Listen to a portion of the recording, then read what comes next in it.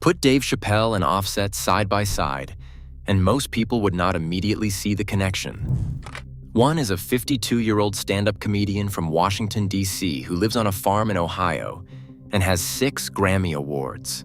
The other is a 34-year-old Atlanta rapper who helped build one of the most commercially dominant groups of the last decade, before watching his solo career quietly lose altitude in the very same industry that made him a star. But the thread between them is real, documented, and more relevant than it has ever been. Both men reached the absolute top of their field.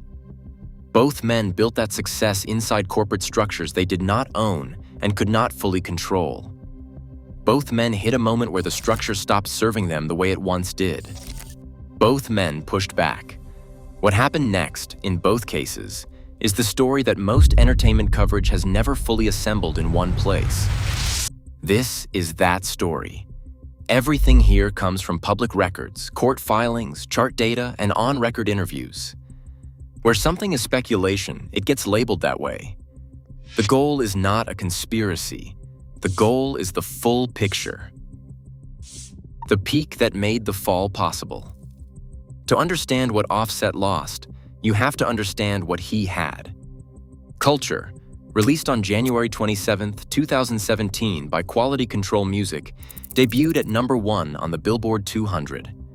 It also topped the top R&B and hip-hop albums chart, the first time Migos had reached #1 on either. That record was not built quietly.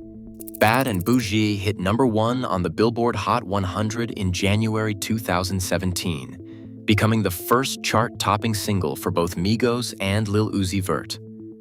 Donald Glover stood at the Golden Globes podium that same month and called them the Beatles of their generation. That is where Offset was. #1 album, #1 song, cultural defining moment. The whole machine firing at full capacity. Culture 2 followed and gave them a second consecutive #1 album. 3 members. Multiple chart-topping projects. A sound so distinct it reshaped how an entire generation of rappers structured their flows. Quality Control Music built this machine, and Migos were the engine inside it. The label, the distribution deals, the radio relationships, the press infrastructure, all of it pointed at making Migos the biggest rap group in America. For a period of time, it worked perfectly. Here is where the numbers that came after start to matter in a very specific way. Offset's 2025 single Bodies, featuring JYD, peaked at #72 on the Billboard Hot 100. His third studio album, Chiari, had its second single peak at #73. His Halloween surprise mixtape, Haunted by Fame, did not chart on the Billboard 200 at all. From #1 on both charts in 2017 to not charting at all in 2025. That kind of collapse does not happen because an artist suddenly forgot how to make music. To understand the specific shape of it, you have to go back to the moment Offset started fighting the system that built him. The rights fight nobody covered from start to finish, Offset signed to Quality Control Music in 2013. The deal covered both his work with Migos and his solo output. By 2021, something had shifted enough for him to act. As of January 15, 2021, Offset negotiated a deal in which he reclaimed the rights to his own solo recording and songwriting from Quality Control. The new arrangement was supposed to make him the sole owner of all rights, title, and interest in his services as a solo recording artist, entertainer, and songwriter. He did not do this quietly. He posted publicly that he had paid millions to get his rights back, and that he had not spoken to the label head in 2 years. Then when he dropped a new solo single in August 2022, Quality Control publicly claimed ownership of the track anyway. He filed a lawsuit immediately. The label's public response was that the accusations were false, totally detached from reality, and that Offset remained a part of Quality Control. The back and forth was messy and conducted largely on social media and in court filings. Quality Control's founders argued that 2 separate contracts existed, a production deal and a label deal, and that reclaiming rights under the production deal did not affect ownership under the label deal. Their position was that they were still entitled to collect on his solo output regardless of what the renegotiated production agreement said. The lawsuit was dropped in August 2023 after an apparent settlement. Offset would not be re-signing with Quality Control as a solo artist, but the public statement said all disputes and differences had been smoothed over. His new music would move forward through Motown Records without Quality Control involvement.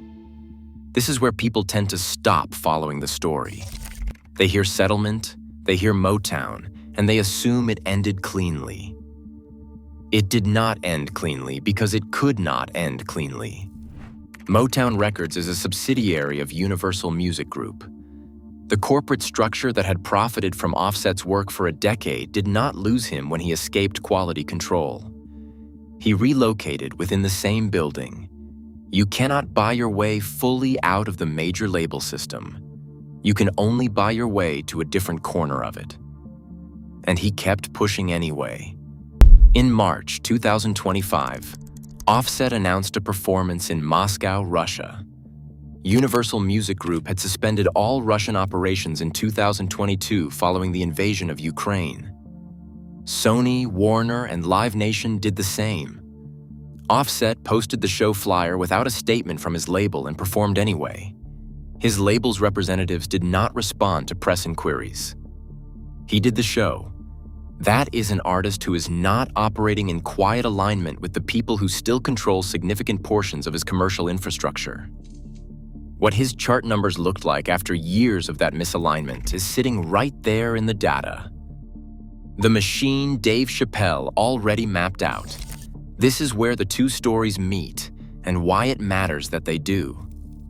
Dave Chappelle did not spend 2024 and 2025 talking about Offset specifically. He spent those years describing a system that both men have lived inside from the inside out.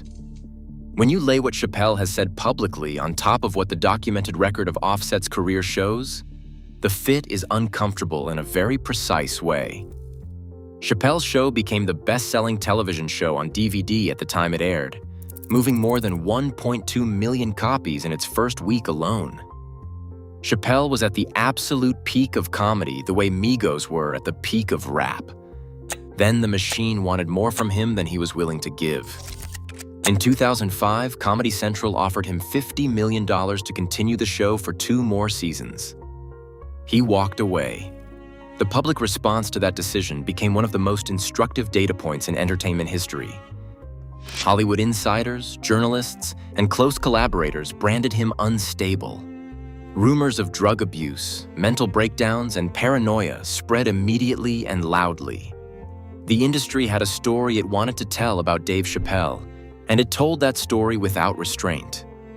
His own stated reasons, creative misalignment, discomfort with how his comedy was being received and used, and a feeling that the work had stopped reflecting his actual values, were treated as evidence of instability rather than as a coherent and principled position. That asymmetry is worth sitting with. The artist says one thing. The system frames it as something else.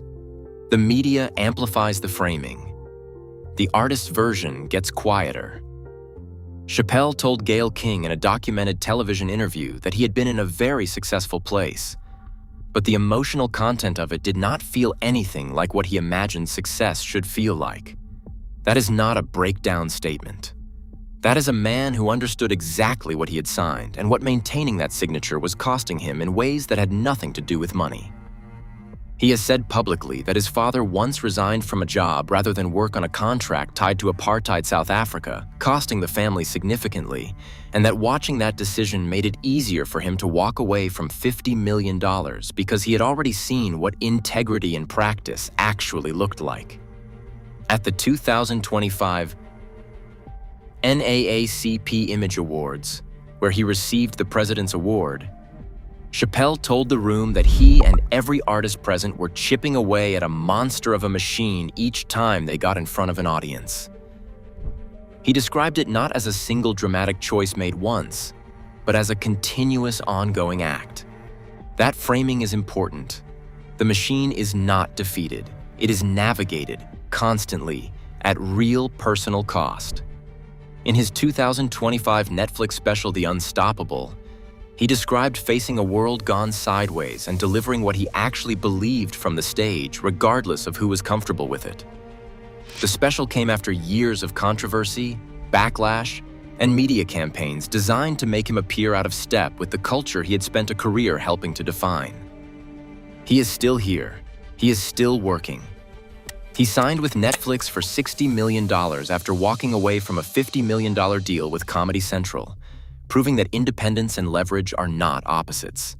But he got to that position by leaving the system entirely first, which is something Offset has never been fully able to do. Before we move on, if you're enjoying this analysis, please consider subscribing. It helps the channel tremendously. What happens when the infrastructure goes quiet? This is the part nobody talks about directly, but the numbers make it impossible to ignore. When a major label deploys its full infrastructure behind an artist, success feels almost automatic. Radio relationships, playlist pitching, press access, tour support, brand partnership facilitation, television appearances, late-night bookings, all of that is infrastructure, and the artist does not control it. The label does. When that machine is pointed fully at you, a #1 album does not feel like a miracle. It feels like the natural result of good music meeting a real audience. When the machine pulls back, the decline can be slow and hard to trace to any single cause. Playlist positions drop slightly, press coverage thins, brand partners become less enthusiastic. The promotional infrastructure that built you becomes neutral toward you, and neutral in the music industry looks a lot like invisible.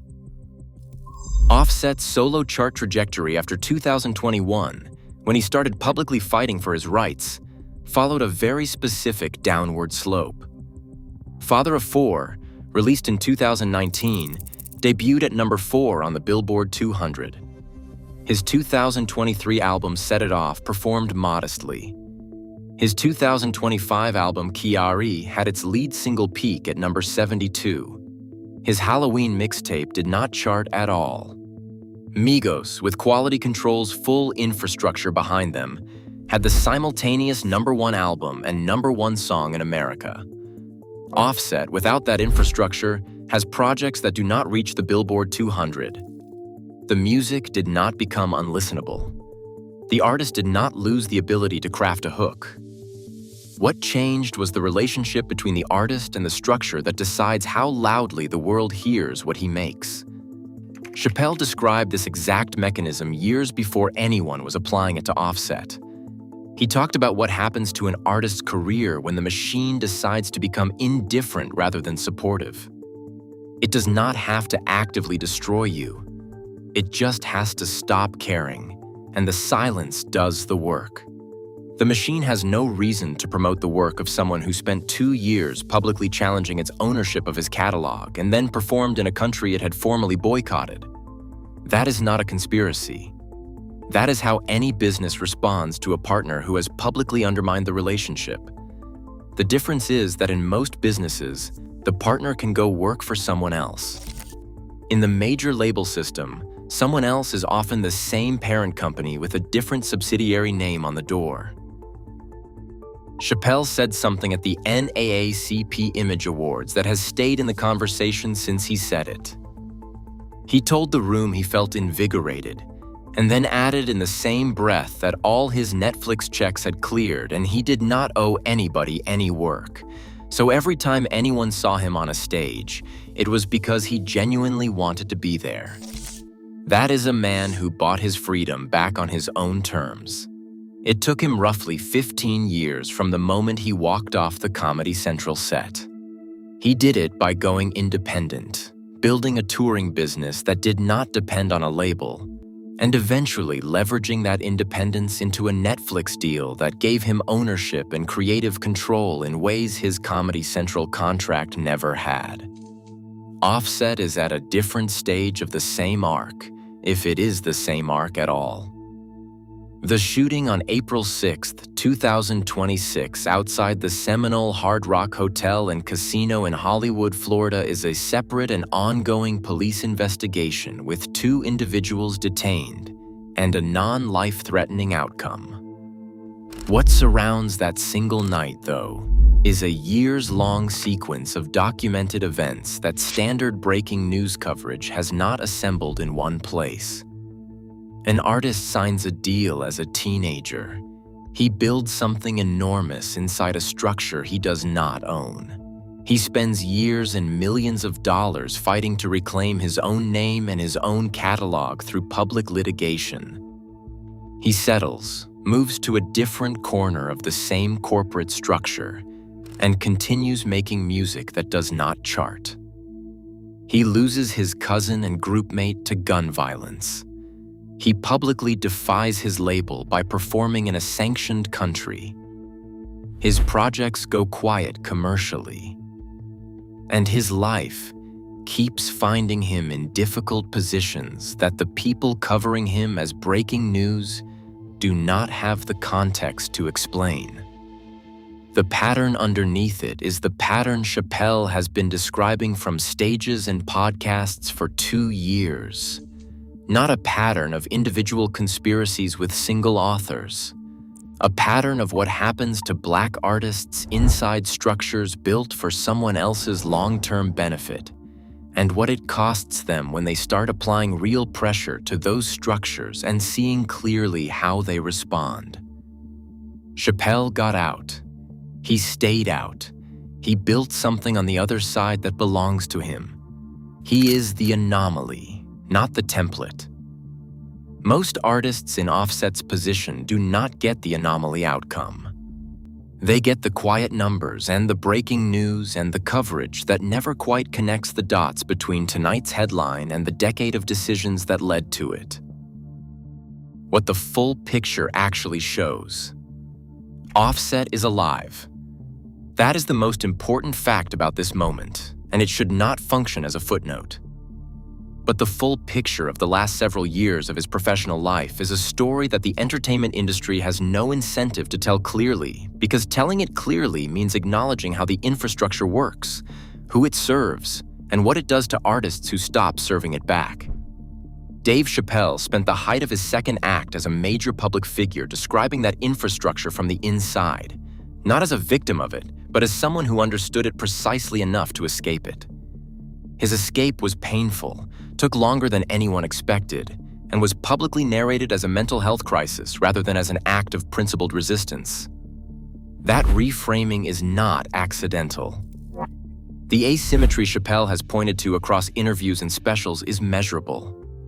When an artist does something the industry does not like, the coverage is loud, immediate, and lasts. When something complicates that narrative, the coverage is slower, quieter, and tends to disappear. Offset's rights lawsuit got covered when it was filed. The settlement got far less attention.